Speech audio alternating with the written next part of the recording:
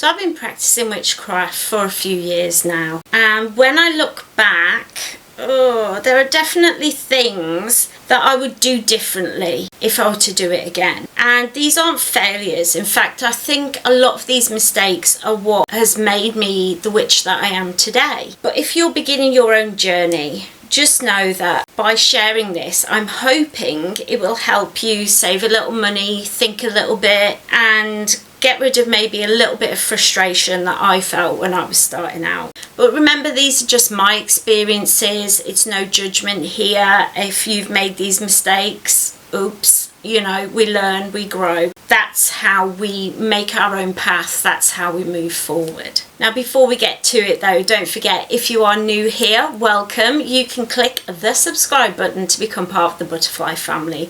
We'd absolutely love to have you here, and don't forget to ring that little bell so you always know when I upload. So grab a cup of tea and let's get to it. When I first discovered witchcraft online, I think I was like looking for like spiritual sustenance, some ideas, some ways to move forwards. And when I discovered witchcraft, it was like a whole new world opened up to me.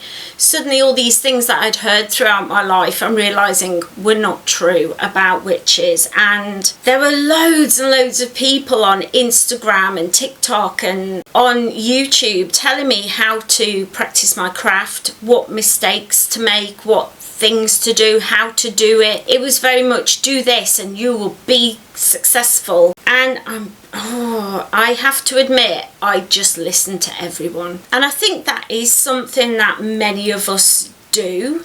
At first is we kind of just trust the people online because we think they know what they're doing, right? But the thing is, not everybody online is an actual witchcraft practitioner or actually knows what they're doing. Some people do genuinely want to teach. There are many incredible teachers on here, and when I come across a video that really inspires me, I will often share it on my community tab. But others are just repeating things they've heard other people say. They are creating content or creating an aesthetic. They may be cosplaying or pretending to be witches because they think we're just like mythical creatures, like a mermaid or something. And so they're just chasing views. They're not actually wanting to teach, wanting to help others. Like I'm here trying to help others and share my own practice.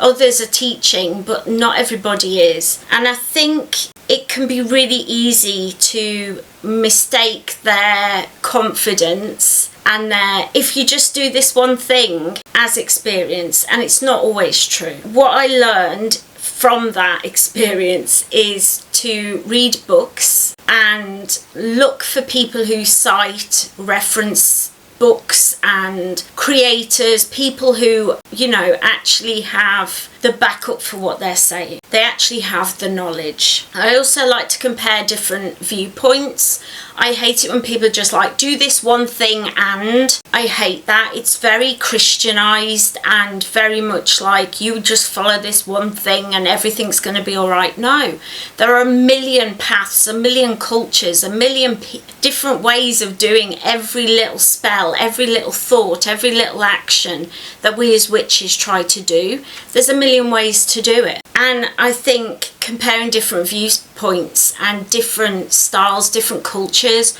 really helps us to figure out our own path. I also like to ask, why is somebody doing that thing? I like to know why that, you know, to make this spell bottle or jar, why am I picking rosemary? Why do I need that specific thing? Are there any other things that I could use instead of if I'm not American, for example? Instead of copying it, I like to know the whys, the wherefores, and to really understand what they're thinking in their heads when they're putting this spell together. I also like to remember that no one person has all the answers. The more that we learn, the more that we embrace other cultures and religions, not by taking from them. We don't want to take from other cultures, but it's amazing how much you can learn from other cultures and other communities online. My second mistake was thinking that I had to have everything right now, right here, right now. I had to have every single spell ingredient, every crystal, everything. And I think many beginners feel like that. You can see these beautifully curated altars and places of worship online and feel like I don't have that, so am I a real witch? And it's not true. It's not about having everything, but I really thought it was. I was buying loads of crystals on Instagram of all places. I had no idea where they came from, no idea even if they were real. Like, now I look at some of them and they're clearly just glass, coloured glass. Like, what was I thinking? I thought it to have every colour of candle in every size, special bowls for special things, multiple tarot decks. Like, I bought so many tarot decks and everything had to be perfect right off the starting block. Social media can often make it feel like everybody's already got all that, you know? They've already got everything, and in order to practice, I need to have all that. It's wonderful that a lot of these creators have these beautiful altars, but a real working altar often is messy, often has wax and herb bits all over it and stuff that's been spilled. It doesn't look like these Instagram worthy or real TikTok, YouTube worthy altars. They often don't look like that. And I think sometimes we can feel like we're behind others, but we have to remember that sometimes that altar that person uses, either they're not a real witch and so they don't practice, they just make spells or copy spells out of books or copy other creators to get views, or that's not their actual altar. That's their social media altar, and they've got like a camera set up and things. Like, we have to use our reasoning. We have to start thinking through things more. And I think as I grew, I started to learn and realise that my favourite magical items have been thrifted. They come from a walk in nature, or they're gifted. They're things that I already had that I could like move around. And they can even be meaningful gifts, but they're generally not bought from witchcraft shops. And that's not to put witchcraft shops down. I do buy from them if I see something specific that I want. But generally, most of my stuff is secondhand. And I think it's really special to find the perfect thing in a charity shop. I've got altar statues and things like that that are completely different to the ones that you can buy from these magical shops, but they're even more special to me because I found meaning within them. I think sometimes we have to allow our practice to grow alongside us and be patient and curate a space that is full of meaning and inspiration and creativity, instead of just being all shop brought things that you bought the first week and it looks great but you don't actually feel inspired to be there. I think the third mistake I made was copying like spells from videos and from books. I looked at them like recipes, like, oh, if I add a cup of this and a dollop of that and a bit of this and a bit of that, then ta-da, here you go, all my dreams come true. Witchcraft can be touted like that a lot. Like, you know, everything's going to happen brilliantly. You're going to be the most amazing person ever if you just do this thing or buy this thing or have these things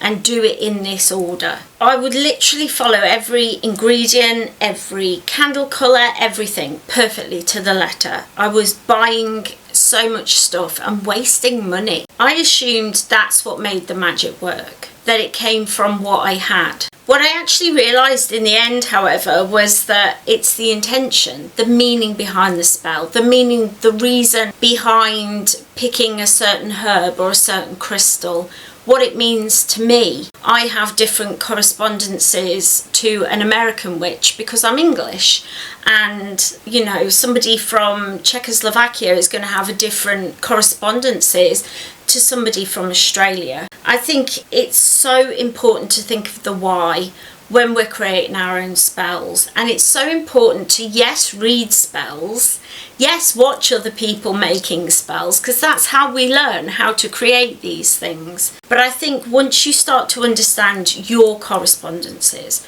once you start to understand your own culture, the gods that you want to work with, the pantheon that you want to work with, then you will start being able to adapt those spells and turn them into something incredible that is actually going to work for the thing that you need. And you will also come to realise that the spell needs you to take action as well. This is a big thing that gets forgotten in a lot of spells. I think it comes from understanding that the why is more important than the spell itself, in a way. And I don't mean that you can skip the spell and just, you have to do the spell, but you can't just be copying other people, because it won't work. Mistake number 4 was following other people's paths. And I've done this my whole life. I think it comes from being neurospicy and just really feeling like if I'm not doing what they're doing, then I'm not a successful witch. And I would really feel like, oh, that person, they are on the path I want to be on.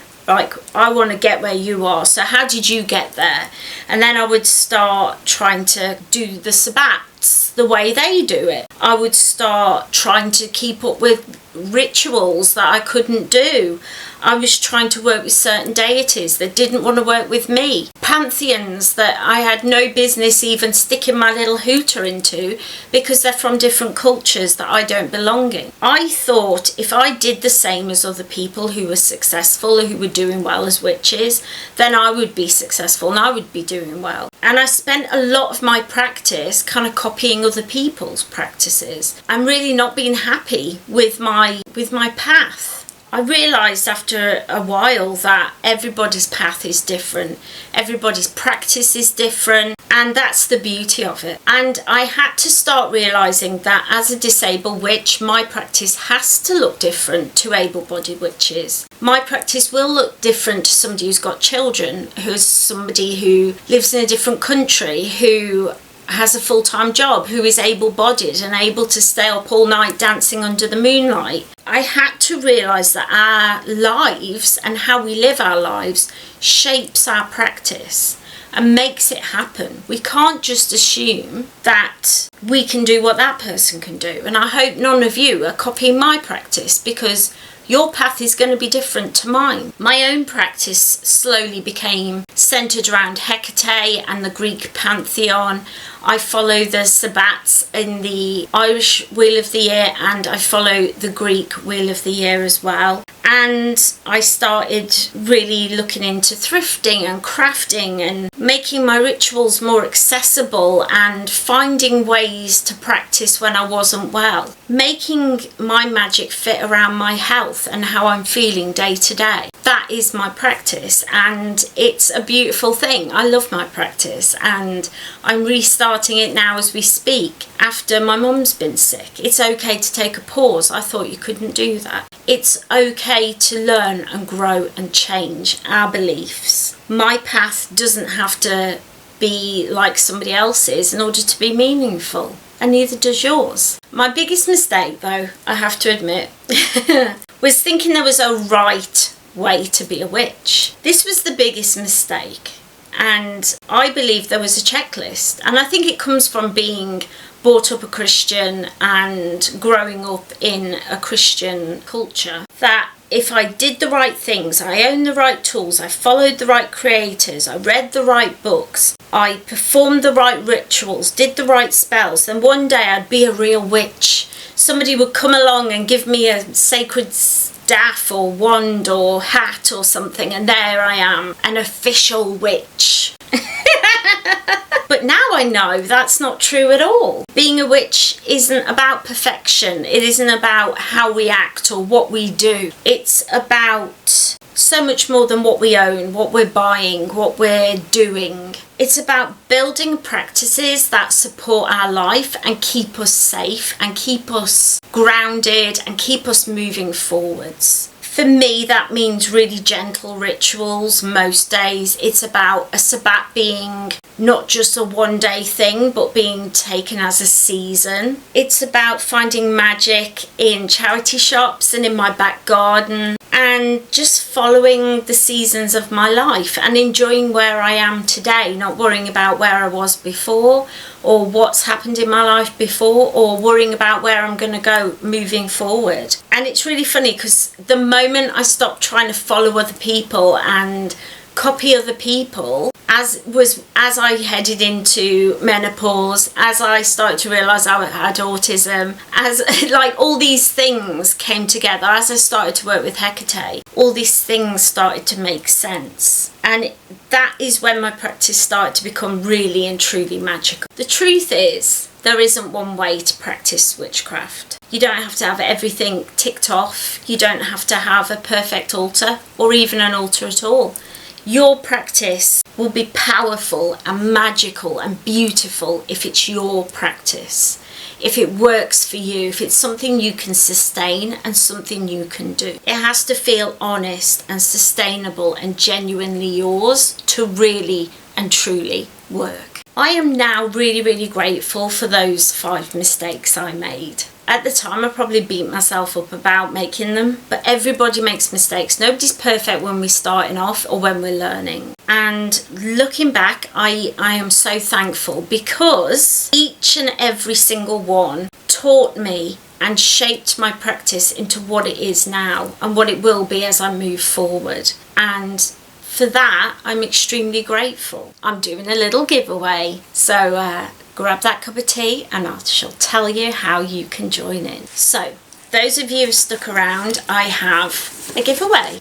Here it is. Here's all the things that I've been collecting that I think would be really lovely. So the first one is something for all the kitchen witches out there. I know for me, I would love to be a kitchen witch. This one's all sealed. I haven't touched it. But it's like a cup with little blades at the bottom, and you just push it onto your fruit or your vegetables and it chops them up and they go into this cup, and then there you go. It's really easy to use. I've been using mine for a little while now, so I got one for all you kitchen witches who are disabled, who want a really easy and quick and safe way to cook your vegetables and fruit.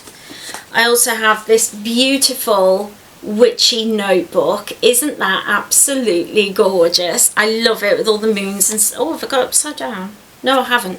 I love it with all the moons and stars on it. It's absolutely gorgeous. And then I also got a copy of this book. This is Magic for All Seasons, a grimoire for the Wheel of the Year by Marla Brooks. And I thought these things would go really well together. You can make notes in your notebook, you can learn about the Wheel of the Year, and you can also do some kitchen witchery. And I'll also add some little extra bits and bobs in there as well for the winner. So how do you win this, you may ask? It's simple as leaving me a comment down below, making sure that you are subscribed, of course. We've just reached 3,000 subscribers and I'm so excited. I've got this beautiful community here on YouTube. I'm so thankful for each and every one of you. So make sure you're subscribed, leave me a comment with the word #practice, and I will let you all know in what date would be a good date. Where are we now? And I will pull out a name on the 10th of August, so you've got a good 2 weeks there. So I really wish you all good luck, and I just want to thank you all for joining me on my little journey here. Don't forget, if you enjoyed this video, to leave it a cheeky like, comment, subscribe, all the free stuff that you can do that will help me to know and the YouTubeverse to know that you enjoyed the video, and it'll share it out just that little bit more. Take care everyone, have a wonderful magical week, and I'll see you in my next video. Goodbye!